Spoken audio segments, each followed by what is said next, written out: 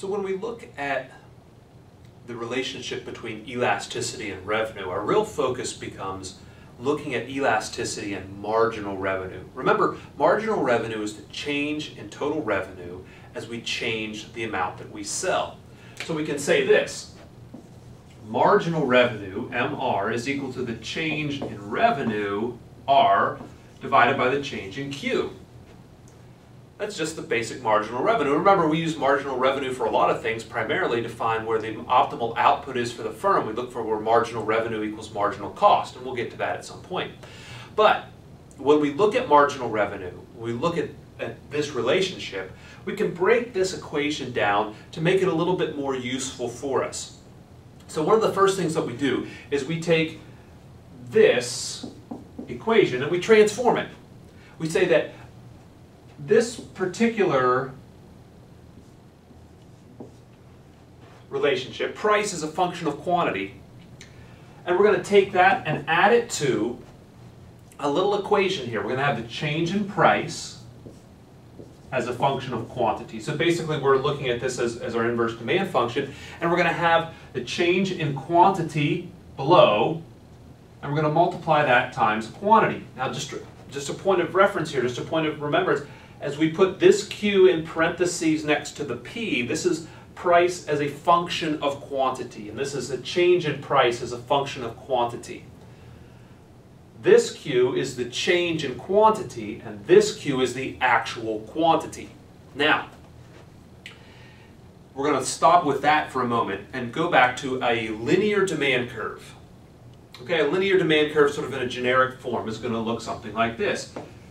Price as a function of quantity, so this is our demand, is equal to A minus B times Q. This is just a linear form. So here we have our intercept, here we have our slope. Now,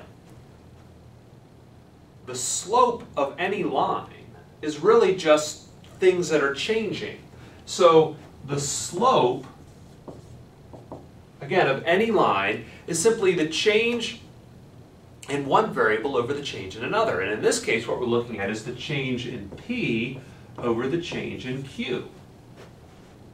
Well, if this is the slope, and if this is the slope,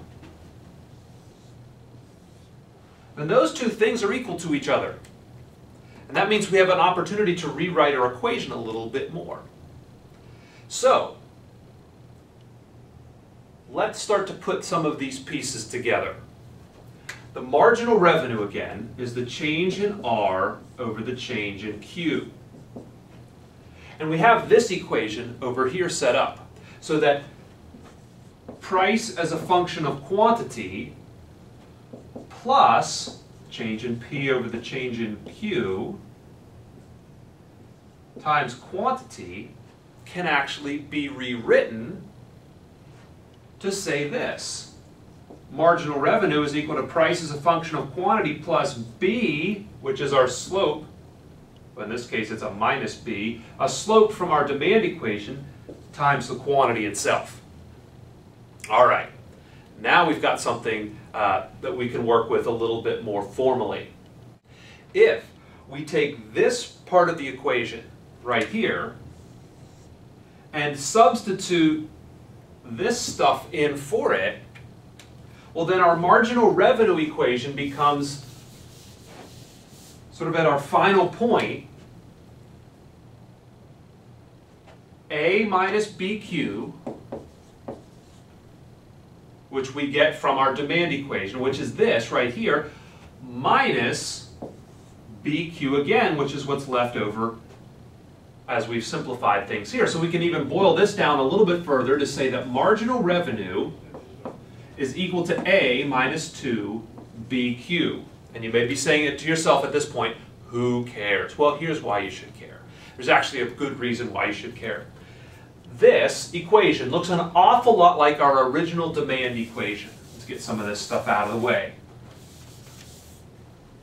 Our original demand equation is price is a function of quantity is equal to A minus BQ. Well, our marginal revenue says that A minus 2BQ is the marginal revenue curve. You say, well, the A's are the same. There's a BQ in here. The only difference is that this has a 2 and this doesn't. Right? And it's always going to have a 2. In fact, this is sort of the shortcut way of finding the marginal revenue curve. You look for a demand curve and make the slope of that demand curve twice as steep. Put a 2 in there. So what does that mean? Well, it means when we graph these curves out, here's what we end up with. Here's the demand curve that you're used to looking at.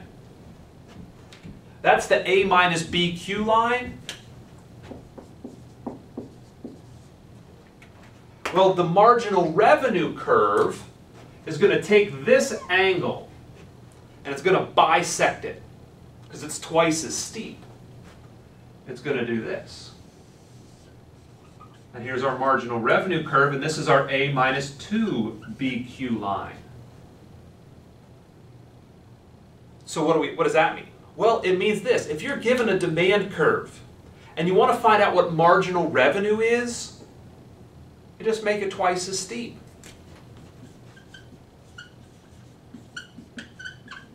The twice as steep rule is a really handy tool to find the marginal revenue curve from a demand curve.